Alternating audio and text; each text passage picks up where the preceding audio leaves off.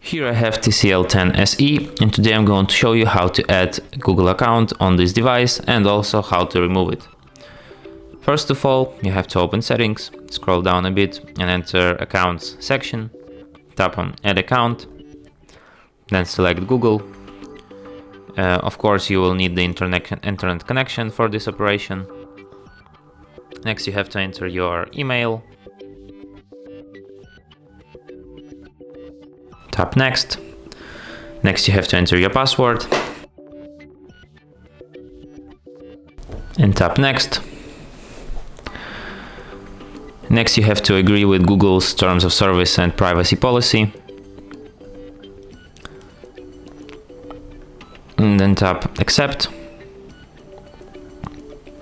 And account is added.